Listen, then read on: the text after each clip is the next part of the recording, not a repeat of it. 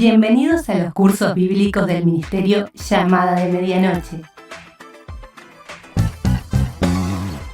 Una propuesta nueva para conocer y entender las Sagradas Escrituras y dar crecimiento a pastores, misioneros y a toda persona que quiere estudiar y crecer en su vida cristiana. Porque la Biblia dice en el Salmo 119:130: la exposición de tus palabras nos da luz y da entendimiento al sencillo. Un material de excelente calidad educativa y de producción. Totalmente gratis. Por más información, www.llamadaweb.org o búscanos en nuestras redes sociales, Facebook, Twitter, Instagram y YouTube. Comunicate vía WhatsApp al 099 000 540. Si estás fuera del Uruguay, prefijo más 598. Disfruta la clase de hoy. ¿Qué tal, amigos? Qué bueno es encontrarnos nuevamente en la clase de Romanos. Con ustedes, Héctor Leites, del Seminario Bíblico de Fe, aquí en Uruguay. Estamos muy contentos que hoy podemos nuevamente mirar estas imágenes verbales escritas en el libro de Romanos y mirar, observar y analizar inclusive algunos versículos interesantes, a veces palabra por palabra, como lo vamos a estar haciendo en el libro de Romanos. Es un placer realmente poder analizar el libro de Romanos. Muy bien, en la clase pasada nos habíamos quedado en las 4 palabras. No voy a estar tomando mucho tiempo para recapitular. Usted puede ver el video de la clase pasada. Pero vimos acerca de lo que era el deseo de Pablo, vimos acerca de lo que era la deuda que tenía Pablo, vimos también acerca de la prontitud, en cuanto a mí pronto estoy a anunciaros. Y nos habíamos adentrado en el tema del poder de Dios, porque Pablo no iba a ir a pasear simplemente, no iba a ir a tener una experiencia con los romanos, sino que él dice: no me avergüenzo del Evangelio porque es poder de Dios para salvación.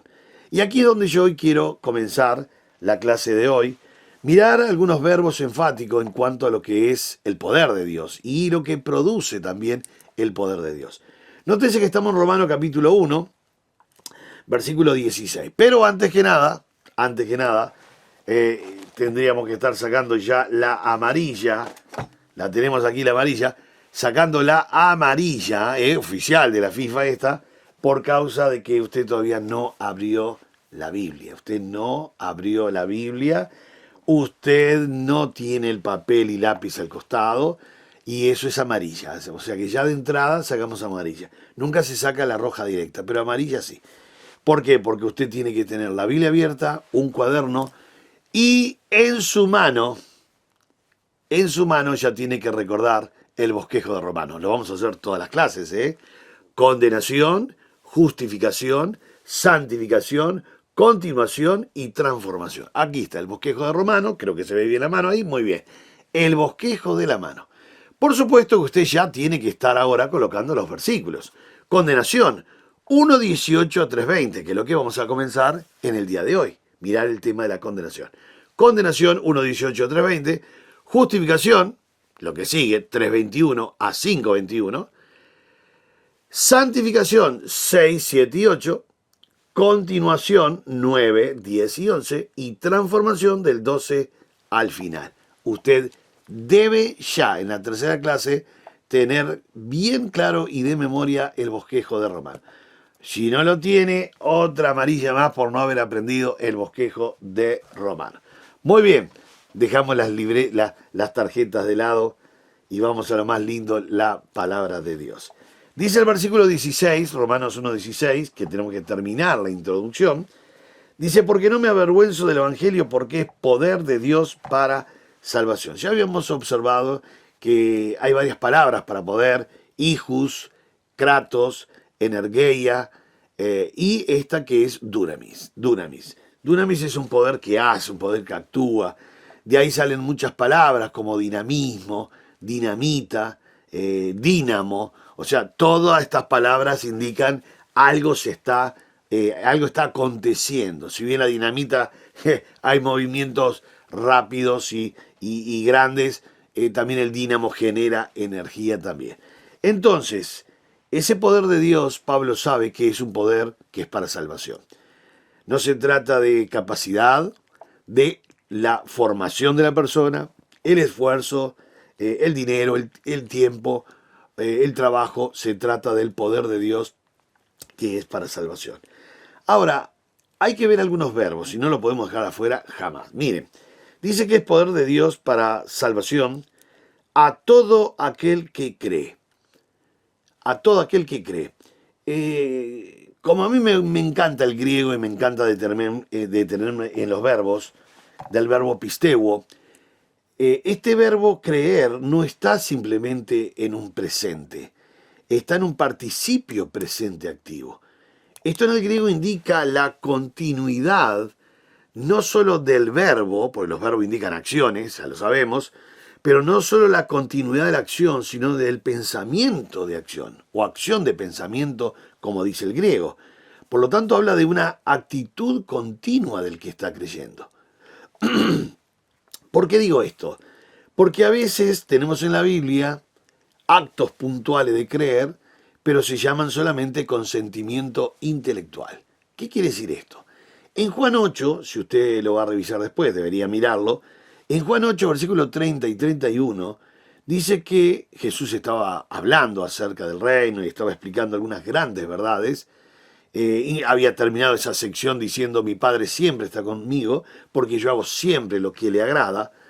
Y cuando hace esa pausa Jesús así en Juan capítulo 8, versículos 30 y 31, dice el texto: entonces muchos creyeron en él. Cuando uno lo lee así en todas las versiones, uno dice: bueno, qué genial. Qué bueno que las personas abrieron su corazón y empezaron a creer y ahora están depositando su fe en Cristo Jesús. Pero resulta que por el tiempo gramatical del verbo, por el área de movimiento de las palabras, por el contexto de lo que está pasando, porque inmediatamente hay 3 ataques directos de estas personas hacia Jesús, anulando la divinidad de Cristo, el nacimiento virginal de Cristo, diciendo que él es producto del pecado de su mamá María con algún samaritano, que le atribuían al papá de Jesús, a algún samaritano. Eran ataques muy, pero muy fuertes. Y uno se pone a pensar: ¿pero cómo? No es que habían creído en él, sí, pero se llama solo consentimiento intelectual. Y pongan atención en esto, porque vamos a encontrar continuamente en la Biblia estos creyó o creyeron, que se llama solamente consentimiento intelectual. Tal vez usted se pregunta esta mañana: ¿pero cómo puedo yo saber si no sé griego? Bueno, muy bien, el contexto es el que determina, porque el contexto en Juan 8, lo que le estoy diciendo 30 y 31, es muy claro que no habían creído en él, porque a la media hora de que dijeron, o habían creído en él, a la media hora estaban diciéndole que su mamá era una cualquiera, era una meretriz, y que el papá de Jesús sería algún samaritano desconocido. Y llegaron a decirle, inclusive, en el mismo capítulo estoy hablando, ya en el versículo 44, 45, que bien, dice el texto, bien decimos nosotros que tú eres samaritano y que tienes demonio. Y por supuesto avanzaron un poco más, tomaron piedras para matarlo. Uno hace la reflexión y lee unos versículos anteriores y se pregunta: ¿no es que habían creído en él? Sí, pero se llama solo consentimiento intelectual. Usted ya habrá abierto su Biblia allí en Juan 8, y de hecho tiene que corroborar absolutamente todo lo que se dice aquí en esta mesa. Todo, absolutamente todo. Si quiere ser un buen alumno, que espero que sí, que lo es, usted tiene que corroborar empíricamente con su Biblia que lo que se está diciendo aquí es palabra de Dios.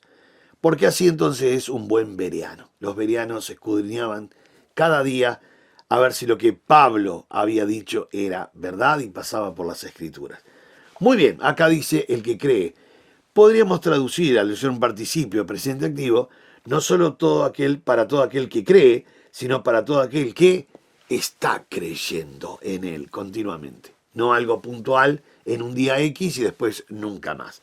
Seguimos un poquitito más. dice para todo aquel que cree, al judío primeramente y también al griego. Lo vimos en la clase pasada, que el judío era primero en las bendiciones de Dios, pero también era primero cuando venía el juicio de Dios. ¿Recuerdan? Ira y enojo y castigo para todo aquel que hace lo malo, el judío primeramente. Dice el capítulo 2 que ya vamos a estar llegando allí. Bien, entonces ahora dice el versículo 17, un versículo muy bueno porque habla de algo que se está revelando. Dice, porque en el Evangelio la justicia de Dios se revela. Muy importante esta palabra revela. Nosotros al observar la palabra, es la palabra apocalipsis, es la palabra apocaluptetai, de ahí sale la palabra apocalipsis. El último libro de la Biblia se llama, en algunas Biblias dice revelación, en otras como 60 y otras más dicen apocalipsis. Porque la palabra apocalupto quiere decir revelación, que en el griego es quitar el velo. Cuando se quita el velo de algo, aparece algo allí. Ya estaba, pero usted no lo veía, yo no lo veía, es desconocido para mí, pero cuando se quita el velo, entonces ahí queda revelado, ahí queda esa verdad que ya estaba, pero ahora es clara para usted y para mí. Esa es la palabra revelación, que es la palabra griega apocalipsis, apocalupto. Por supuesto que acá, perdón, acá al estar en un presente indicativo activo es apocaluptetai. Quiere decir esto, al estar en un presente, no es que solamente se revela, sino que se está revelando. En el griego los presentes indican la acción progresiva. Presente indicativo activo indica la acción progresiva, gradual, continuativa, como progresando siempre hacia el futuro. Esto es mayormente en los verbos presentes en el griego. No todos. El griego tiene 11 clases de verbos presentes. 11.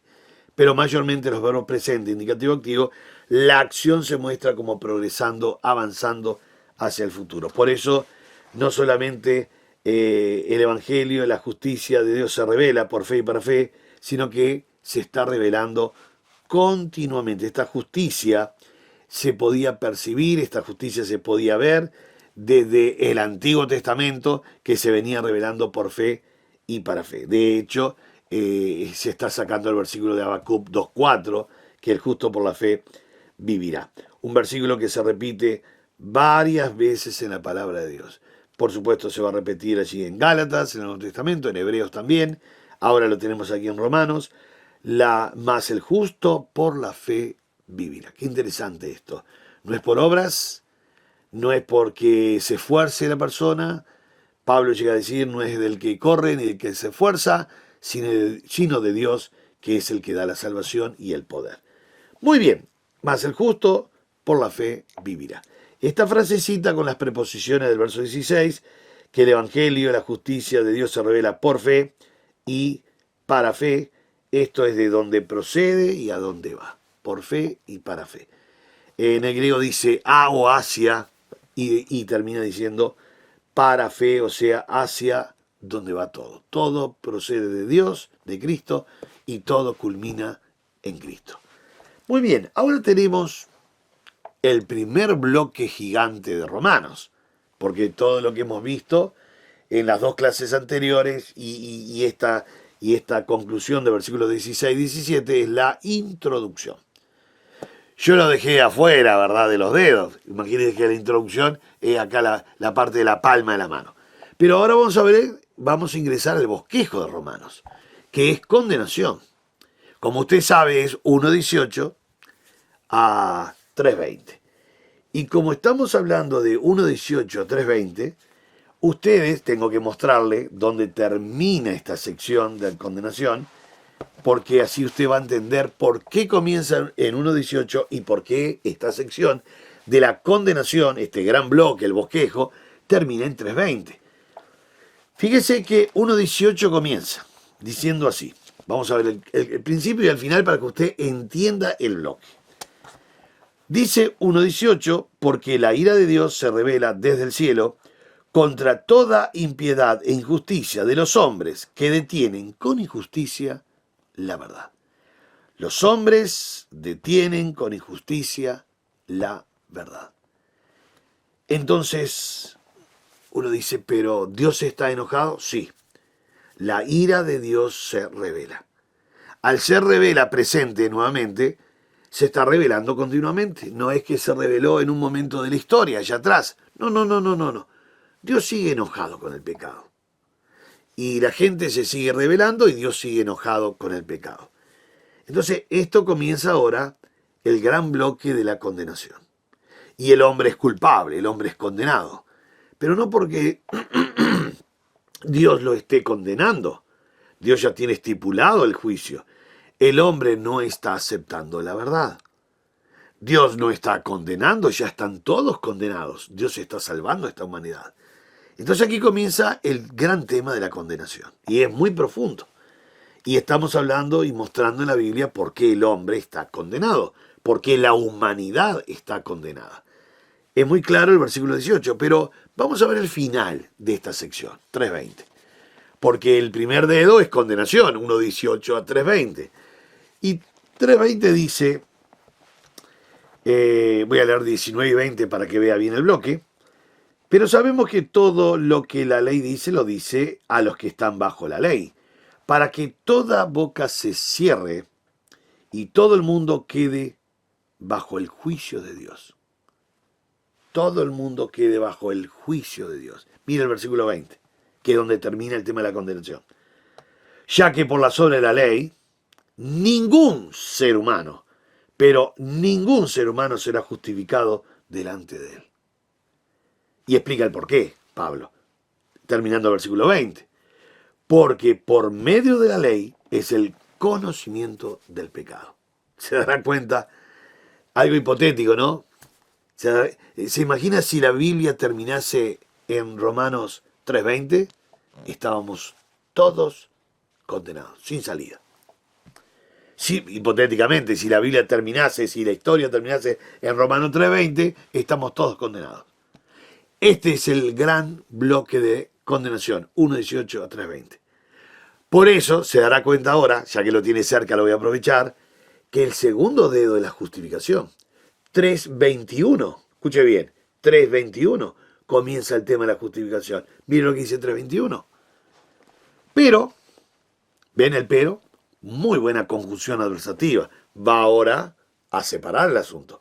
Es conjunción consecutiva adversativa. Es una conjunción adversativa. Me va a mostrar un contraste. Sí, el contraste es impresionantemente grande. De la condenación se pasa a la justificación. Y dice así.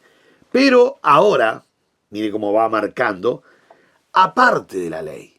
Ya quiere decirle que lo que va a empezar a hablar, que es la justificación, no tiene absolutamente nada que ver con la ley. La ley te condenaba. La justificación es de Dios hacia nuestras vidas.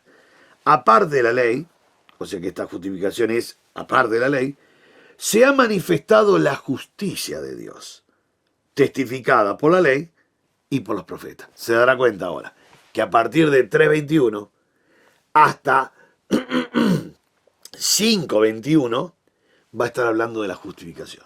Bien, solo quería mostrarle que están muy bien marcados el bosquejo, muy bien identificado dónde termina la condenación, dónde comienza la justificación. Termina la justificación donde comienza el tema de la santificación, que va a ser capítulo 6, 7 y 8. Muy bien, volvemos ahora al primer dedo, la condenación. Dice, porque la ira de Dios se revela desde el cielo contra toda impiedad e injusticia de los hombres que detienen con injusticia la verdad. Déjeme explicarle algo que es sumamente importante, porque va a aparecer ahora continuamente esto. Se va a estar utilizando, sin ser una tautología, se va a estar utilizando una serie de explicaciones continuas, pero continuas, que son los porque. El porque es una conjunción consecutiva explicativa. A veces es argumentativa, y Pablo lo utiliza más adelante también, pero tenemos que saber que esta conjunción consecutiva explicativa, él va a estar continuamente colocándola. Todos sabemos que cuando utilizamos el porque, es para explicar. Vamos a imaginar, yo vine temprano a la clase porque quiero comenzar temprano. O si utilizo el por qué como pregunta, ¿por qué has llegado tarde? Respuesta, porque perdí el ómnibus. O sea que el por qué, que es una conjunción consecutiva explicativa, siempre va a estar explicando. Por eso es conjunción consecutiva explicativa. Si usted pone atención, y como tiene Biblia abierta, y como yo sé que usted tiene Biblia abierta, le voy a mostrar que el versículo 11 comenzó con un porque. Usted lo está viendo. Perdón, el verso 9 comenzó con un porque. El verso 11 comenzó con un porque. Ahora tenemos el versículo 18, comienza con un porque. Versículo 19 comienza con un porque. El verso 20 comienza con un porque. 21 tiene un pues que tiene la misma fuerza. Y así sucesivamente, vez tras vez. Se dará cuenta que está explicando algo, en esa explicación dice algo nuevo, entonces el versículo que viene tiene que explicarlo, y así va a estar dando una serie de argumentos muy fuertes, muy doctrinales. Acá está explicando el tema de que el justo por la fe vivirá. Eso terminó la introducción diciendo el justo por la fe vivirá. Pero hay una explicación de por qué Dios está enojado. Porque si el justo por la fe vivirá, entonces todos tienen que ser justificados. Sí, pero no todos quieren aceptar la justificación. No todos quieren aceptar a Cristo. Y no todos quieren reconocer la verdad. Entonces aquí no vamos a hablar de arminianos ni calvinistas. Acá vamos a hablar lo que dice Pablo, la responsabilidad del hombre. Por eso el hombre está condenado. Nunca dice que Dios quiere condenarlos. Dios quiere salvarlos, pero el hombre se condena porque no está aceptando la verdad. ¿Que Dios ya lo sabe? Por supuesto que sí. Pero doy gracias a Dios que no soy ni arminiano ni calvinista. Gracias a Dios soy cristiano. Y eso me coloca en una muy buena posición. A usted también, por ser cristiano. Entonces ahora, en el versículo 18, se pone énfasis en el tema del enojo de Dios, la ira de Dios. Se revela. Esto es importante y le explico por qué. En una ocasión yo estaba enseñando en una clase, hace muchos años, y estaba hablando acerca de la culpabilidad del hombre. Habíamos pasado por Romanos, y menciono el caso de Ananías y Zafira, que ya es en la gracia porque es Hechos 5. Ellos mintieron a Pedro con el tema de la venta de su casa y mueren directamente por el juicio de Dios. Eso no hay ninguna duda, no fue que le vino una hemiplegia, una ACV, justo le subió la presión o le vino una hipoglicemia. No, los textos en el griego, por supuesto, allí en Hechos 5, son enfáticos y categóricos que fue el juicio de Dios. Llama la atención. Entonces un alumno levanta la mano y me dice, Héctor, qué raro es que Dios, en la gracia, haya actuado igual que en la ley. Porque en la ley, en el Antiguo Testamento, nosotros vemos de estas acciones continuas. Los hijos de Coré murieron ahí en el momento. Nadab y Abiú murieron en el momento. Usías, un gran rey, le brotó la lepra y muere leproso con un juicio de Dios en el templo. Y podemos hablar de docenas de casos de que alguien se portaba mal en el Antiguo Testamento, fuego de arriba, se abría la tierra, te venía la lepra. Uno dice, ¿pero qué está pasando? Bueno, así era el trato en el Antiguo Testamento. Usted lo puede entender, o yo lo puedo entender, sí o no, pero era así. Ahora, él me dice algo que tenía lógica. Qué raro que Dios ahora, en el Nuevo Testamento, en la gracia, después de Hechos 2, ¿verdad? El Espíritu Santo era residente permanente en los creyentes, Dios actúe como en la ley, me decía él. Y yo recuerdo que la respuesta que le di me marcó inclusive a mí para el resto de mi vida. Porque él dice, qué raro que Dios haya hecho eso, o que haya matado a 2 personas en el Nuevo Testamento, cuando era gracia. Entonces yo le dije, lo raro no es que Dios llevó a Ananías y Zafira, Dios mató a Ananías y Zafira por el pecado. Lo raro es que tú y yo sigamos con vida. Y se hizo un silencio en la clase realmente impresionante, porque yo mismo me estaba impresionando con esa respuesta. ¿Saben por qué? Porque el pecado también es separación física. Y cuando nosotros vamos a la Biblia, aparecen muchos de estos casos. Nosotros tenemos el caso de Ananías y Zafira, pero tenemos el caso de Juan, que dice, hay pecado de muerte por el cual yo no digo que se insista. Esa palabra muerte no es muerte espiritual que se apartó del Señor, es muerte física. Y en el caso de cuando Pablo menciona en la Biblia por primera vez la Santa Cena, porque el primero que reveló la Santa Cena en la Biblia fue Pablo. 8 años después Mateo escribe la Santa Cena. Pero el primero que mencionó la Santa Cena sin haber estado en la Santa Cena, en la última cena con el Señor, que le hicimos Santa Cena, pero era la última cena con el Señor, Pablo no estaba en esa última cena con los discípulos, pero es el primero que narra, que dice en Corintios 11, porque lo que yo recibí del Señor también os he enseñado, que la noche que fue entregado tomó pan y dijo, tomad, comed, esto es mi cuerpo que por vosotros es entregado, haced esto en memoria de mí. Y siguió, y siguió, y siguió. Y yo me hago siempre la pregunta, Pablo, ¿cómo usted sabe lo de la última cena si usted no estaba ahí? Bueno, por revelación, Pablo estuvo 3 años en el desierto de Arabia con ese encuentro y con esa presencia de Cristo en su vida en esos 3 años para tener no solo los ajustes teológicos que necesitaba tener Pablo, porque era un estricto fariseo, y ahora tiene que predicar la justificación por fe, todo lo contrario. Entonces, dice el texto en Gálatas y en Hechos que Pablo se tiene que internar 3 años con Cristo para tener esos ajustes. Y además, saber todo lo que había pasado en la vida de esos 3 años Cristo con los apóstoles. Pablo no había estado con Jesucristo, no pudo crecer. Por eso él dice, soy como un abortivo. La palabra ectromate dice, nací fuera del tiempo señalado. Claro, no pudo crecer 3 años con Cristo al lado. Los apóstoles sí fueron creciendo 3 años al lado de Cristo. Pablo se encontró de golpe como un abortivo, o un ectromati, como dice el griego, indicando de que de golpe se apareció allí. Ahora, ¿por qué explico todo esto? Porque cuando empezamos a hablar de que la Biblia menciona varias veces, como en Corintios, Pablo en Corintios enseñando explicando, mostrando por primera vez lo que era la última cena con los discípulos, lo que llamamos la Santa Cena hoy, ¿saben qué pasó? Él mencionó casos que sabía de muchos que habían muerto. Porque explicando dice, por lo cual hay muchos enfermos y muchos duermen.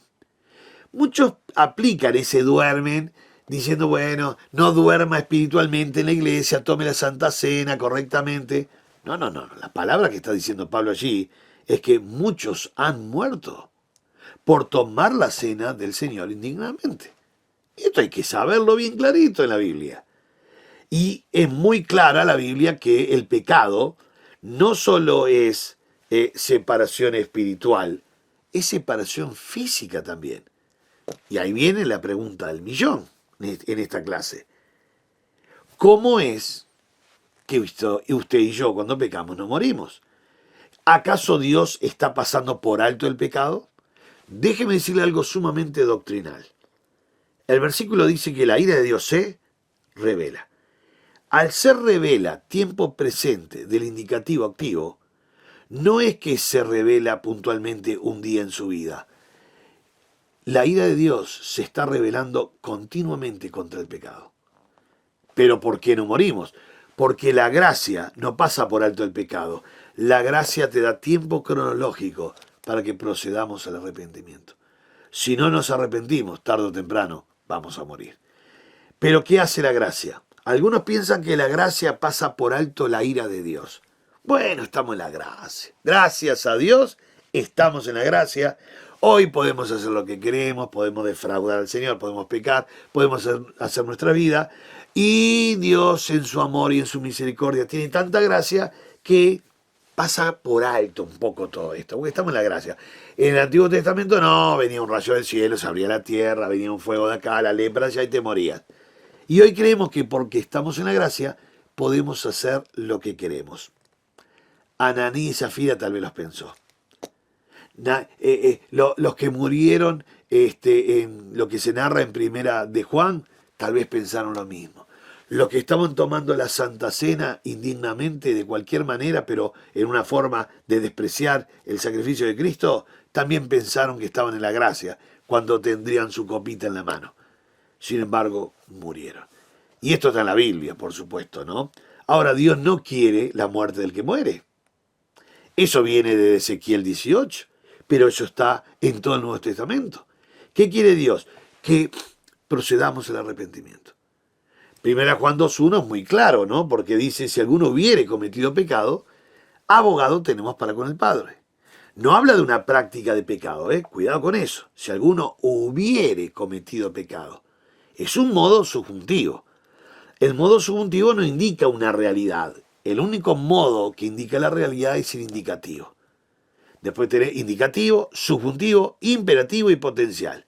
De los cuatro, el único que indica una realidad, un hecho que es realidad, es el indicativo.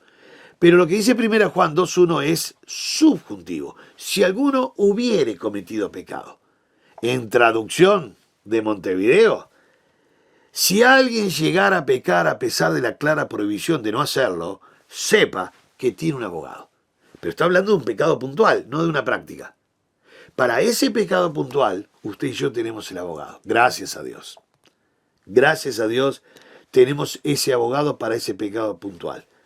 Porque para el que está fuera de Dios, no le sirve el abogado. Necesita el Salvador.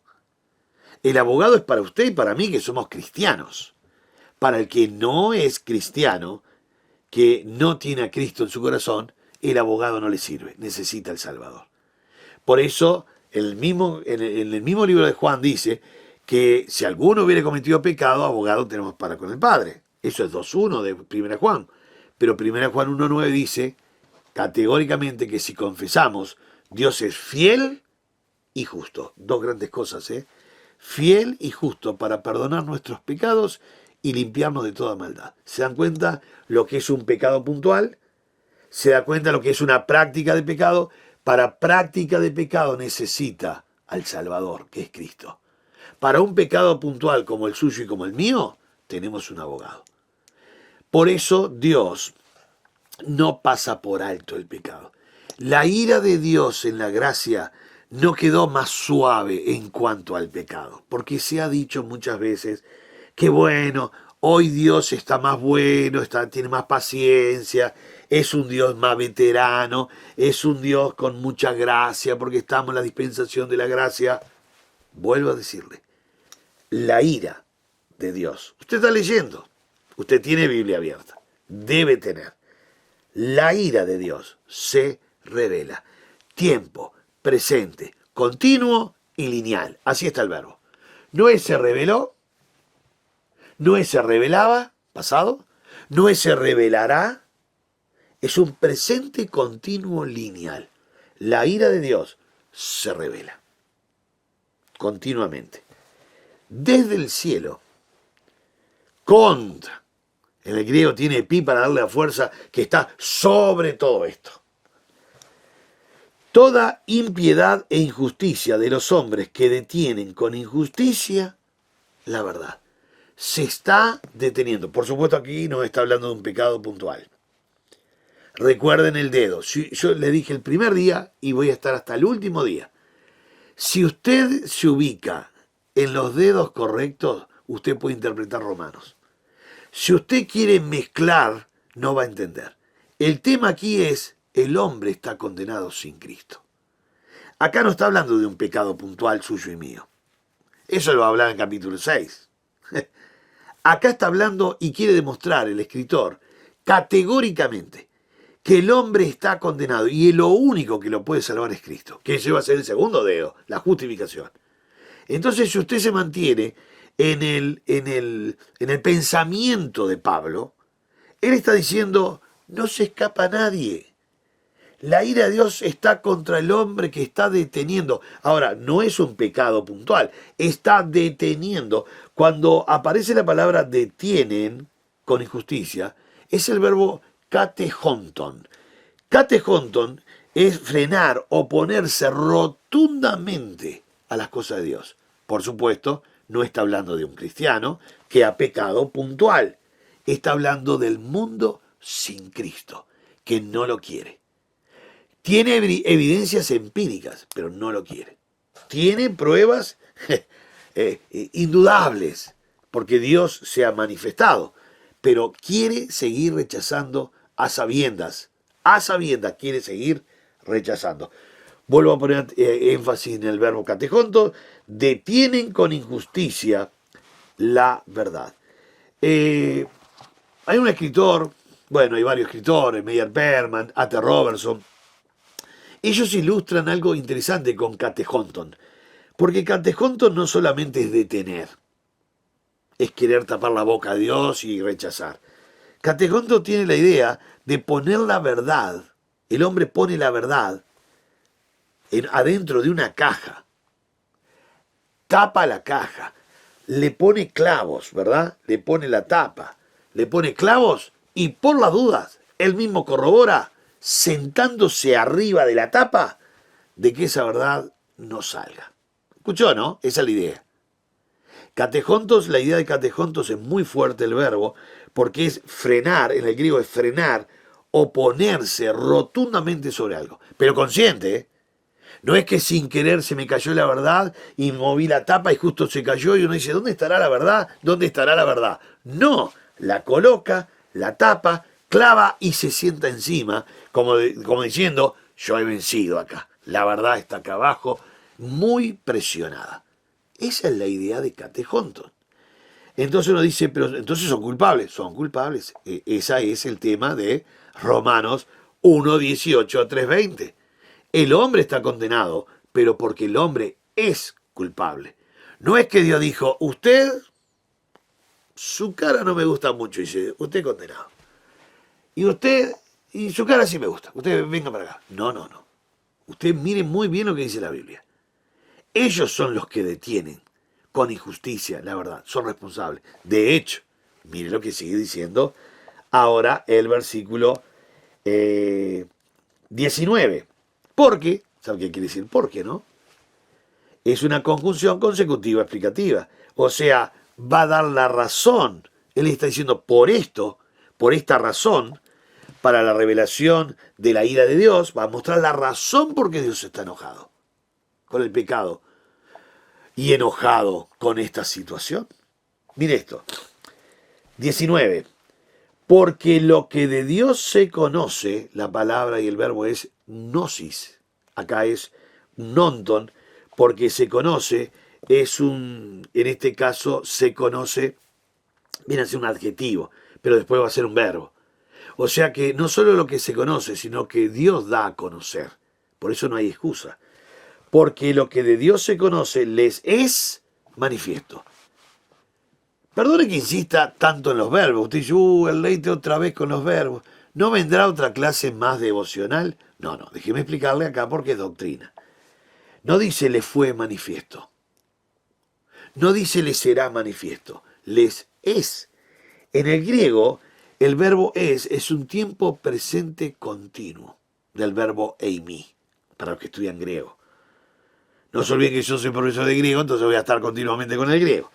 Ahora, pongan atención en esto, porque lo que de Dios se conoce, hay muchas cosas que se conoce de Dios. El asunto es si ellos lo pueden, si el ser humano puede acceder a eso.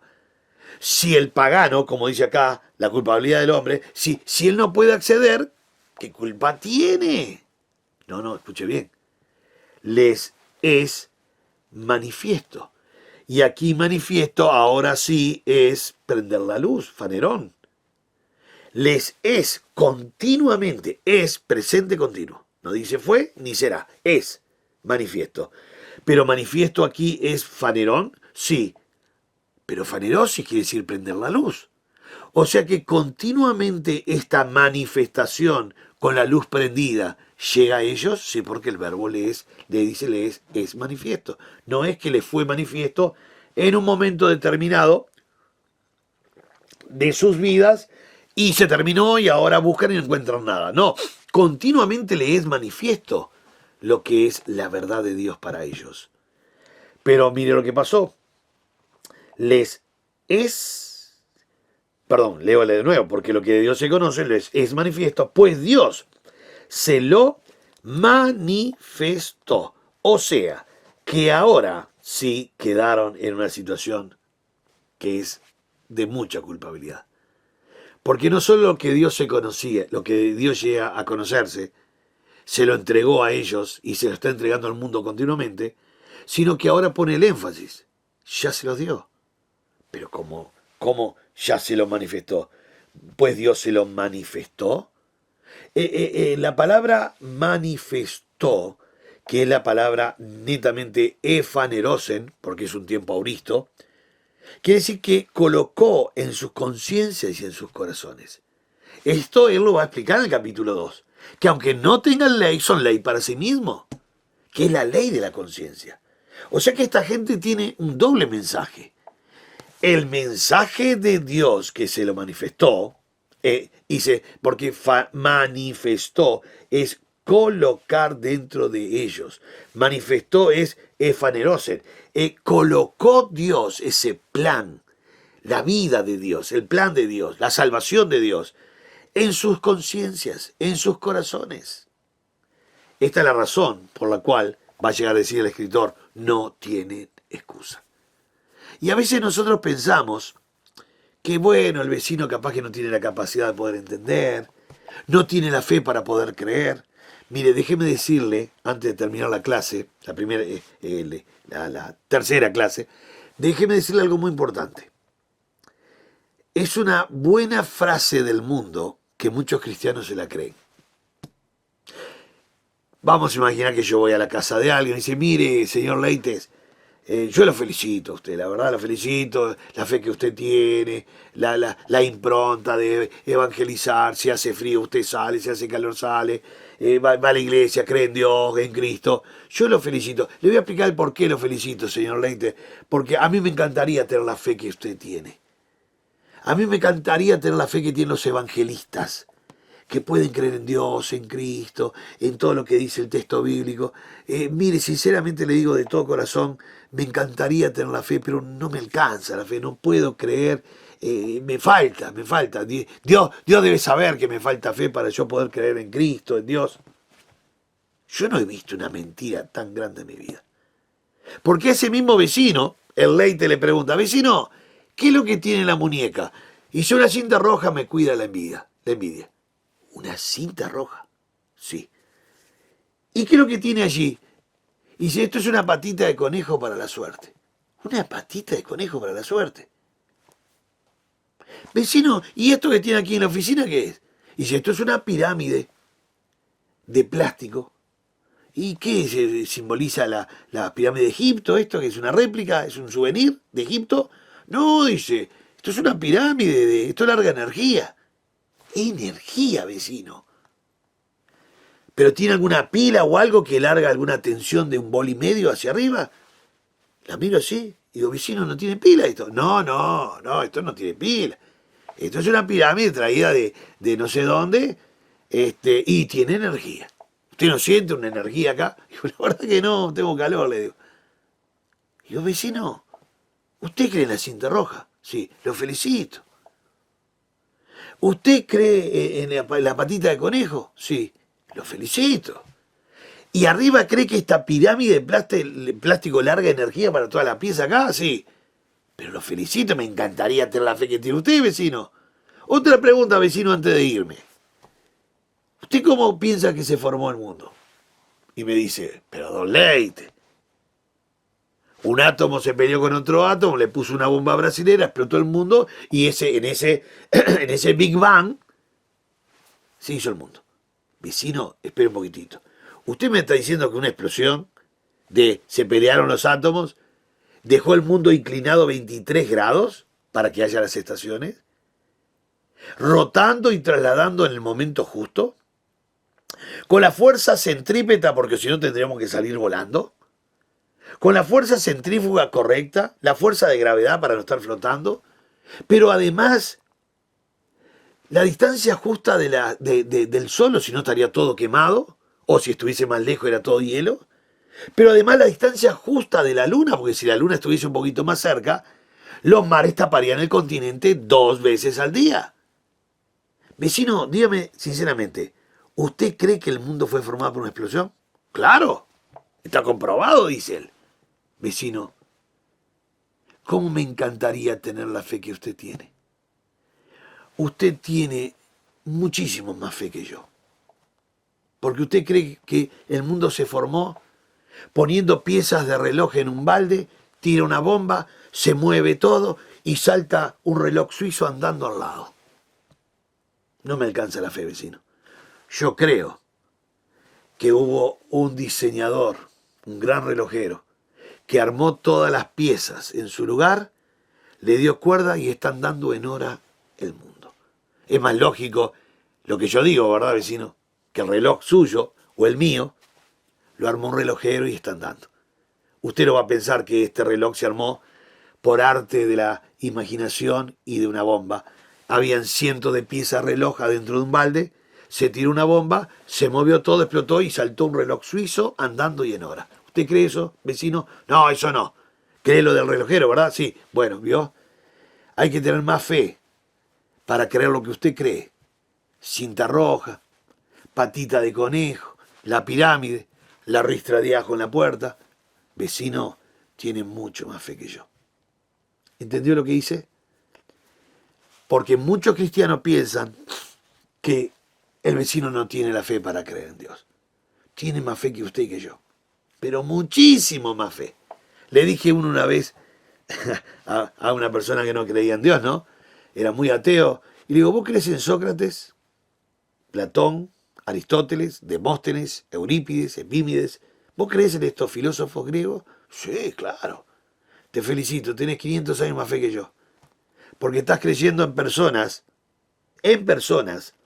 300, 400, 500 años antes de Cristo, y no en Cristo. Así que te felicito, tenés como 500 años más fe que yo creo en Cristo. También creo en Sócrates. ¿Entienden esto? El mundo se va a justificar diciendo, no tengo fe. Y le puedo garantizar que tienen más fe que nosotros. Yo siempre digo a todo el mundo, se lo digo, y principalmente a aquellos que son ateos y me dicen, no tengo la fe para creer en Dios. Dios no existe. Y yo te felicito. A mí no me alcanza la fe para ser ateo. No me alcanza la fe para ser ateo. Para ser ateo vos tenés que tener mucha fe. Pero muchísima, no me alcanza. Gracias a Dios me alcanza la fe para creer en Dios, en Cristo y en todo lo que está en su palabra, ¿no? Justito, no es que me sobra, justito. Ahora, para ser ateo no me alcanza la fe. Tenés que tener mucha fe. ¿Entiende lo que está diciendo Pablo? Pablo empieza a demostrar en este dedo, condenación, que están todos condenados, pero no tienen justificación, porque Dios se manifestó. ¿Y cómo lo hizo? Y quiero ir cerrando. Cuando usted me escuche que yo digo yo quiero ir cerrando, tengo unos cuantos minutos más todavía. Ahora, ponga atención. Versículo 19, Dios se lo manifestó, o sea que no hay excusa, se lo colocó adentro de sus corazones. Ojo con esto.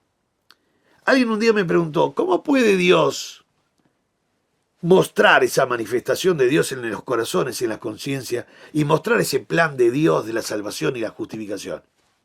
Le dije así al alumno, muy sencillo. Si usted puede predicar y yo puedo predicar, creo que Dios puede predicar mejor que nosotros. Si yo puedo mostrar un plan de salvación y usted puede mostrar el plan de salvación, me da la impresión que Dios puede un poquito mejor que nosotros mostrar el plan de salvación en sus conciencias y en sus corazones. Versículo 20. Siga con la Biblia abierta, Cuidado con esto. Verso 20. Porque, otra vez, porque, sí. Porque en el versículo 20 lo que está haciendo es ahora continuar con el argumento. Este porque dice, porque las cosas invisibles de Él. Miren el plan de Dios. Las cosas invisibles de Él. Su eterno poder y deidad. Miren los verbos, por favor. Se hacen claramente visibles de la creación del mundo. ¿Cómo se hacen? ¿No querrá decir la Biblia se hicieron? No. ¿No querrá decir la Biblia se harán? No. Se hacen. O sea que realmente, continuamente, está bien claro el plan de salvación para esta gente. Está bien claro que las cosas invisibles de Él, su eterno poder y deidad, está impresionando a la humanidad. Sí, continuamente. Que la gente le dé la espalda a Dios y quiera meter la verdad dentro de una caja, taparla y sentarse encima, es otro cantar. Que ese es el argumento de Pablo. El hombre está condenado. Y la condenación al pagano viene porque sabe hacer más de lo que hace. Porque sabe más de lo que hace. Porque sabe hacer lo que tiene que hacer y no lo hace. Interesante esto. Dice entonces, las cosas invisibles de Él, su eterno poder y deidad, se hacen claramente visibles desde la creación del mundo, siendo, no dice fueron ni serán, siendo, continuamente entendidas. La palabra entendida es la palabra noumena, de nous, mente, intelecto. O sea que el pagano puede llegar a entender, sí, lo que pasa es que decide no. Mire, es muy sencillo esto. Si el pagano no pudiese entender el plan de salvación, entonces le voy a decir que Dios se equivocó. Hizo un plan de salvación para los intelectuales. Todo el mundo puede entender el plan de salvación. Después que se convierta le puede costar analizar un perfecto dórico perifrástico del futuro, que son 8 o 9 verbos que hay en la Biblia que son muy difíciles. Después le va a costar conjugar un participio, declinar un participio. Eso va a ser muy difícil, para mí también lo es. Pero el plan de salvación, todos pueden acceder. Dios no se equivocó. Si el plan de salvación vino para todos, todos quiere decir que Dios no excluye a nadie. Si la salvación es para todos, todos no excluye a nadie. Cuando Pedro dice que Dios quiere que todos procedan al arrepentimiento, es porque todos pueden llegar a proceder al arrepentimiento, no excluye a nadie. Cuidado con esto. Estamos hablando de doctrina. Y dice ahora, se hacen claramente visibles de la creación del mundo, siendo entendidas. O sea, no se escaparon, se entendió. Por medio de las cosas hechas. Y quiero que pongan atención a esta frase. La 60 la traduce de modo que no tienen excusa. En realidad en el griego dice que Dios armó todo para que no tengan excusa. Para que no tengan excusa. Ellos pueden conocer por experiencia personal. Claro, yo no estoy diciendo que el jíbaro en el 1500, en el medio del Amazonas, los aborígenes jíbaros que reducían la cabeza, no estoy diciendo que sabía un árbol y aparecen las 4 leyes espirituales, usted está en pecado y Dios y los versículos Juan 3:16, Romanos 5:23. No estoy diciendo eso. Estoy diciendo que Dios colocó en sus conciencias, en sus corazones, el plan de salvación por medio de las cosas hechas, de modo, y fíjese bien, hay una versión que dice, que es bastante parecido al griego, dice, no dice de modo que no tienen excusa, sino de modo para que no tengan excusa. Nadie se va a poder excusar diciendo, Dios, no me alcanzaba el intelecto para aceptarte, no me alcanzaba la fe para aceptarte, porque Dios va a decir, pero creías en San Martín, Simón Bolívar, O'Higgins, Artigas, creías en un montón de gente, ¿por qué no creíste en Cristo? Que eso es lo que yo no entiendo en muchos cristianos. Pues se puede creer en Sócrates y en San Martín. Se puede creer en Platón y en Artigas. ¿Ves lo que estoy diciendo? Cité a alguien antes de Cristo y después de Cristo, ¿no? Pero no pueden aceptar a Cristo. Qué raro. Qué raro. Dice, no. Si no es tocado con la varita mágica no puede creer en Cristo.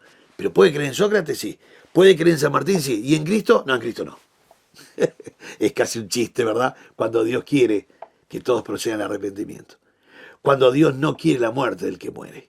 Ezequiel 18. Vamos dejando por acá. Lindo tema, ¿eh? Espero que usted ahora vuelva a ver el video, Ahora sí más tranquilo después, lo ve tranquilo, en un momento, tranquilo, abre la Biblia, papel, analiza todo lo que yo digo, mire los verbos a ver si son presentes, porque capaz que por ahí, qué sé yo, me equivoqué, ¿vio? Cualquiera se equivoca, así que usted tiene que corroborar, sí o sí lo tiene que hacer. Entonces cerramos acá, en el versículo 20, siendo entendidas, no hay excusa, entró en su intelecto, no importa la capacidad intelectual, no importa su formación, iluminación, entró en su intelecto, lo dice la Biblia, por medio de las cosas hechas, de modo que no tienen excusa. Para la clase que viene tenemos alguna frutillita arriba del postre para mirar. Pero por ahora, dejamos por acá, que Dios le bendiga muy ricamente, Biblia abierta siempre, bosquejo de la mano siempre, papel y lápiz para escribir y anotar todo lo que son los verbos. Que Dios les bendiga muy ricamente. Nos reencontramos para la próxima clase con ustedes, Héctor Leite, del Seminario Bíblico de Fe, aquí Montevideo, Uruguay. Dios les bendiga ricamente.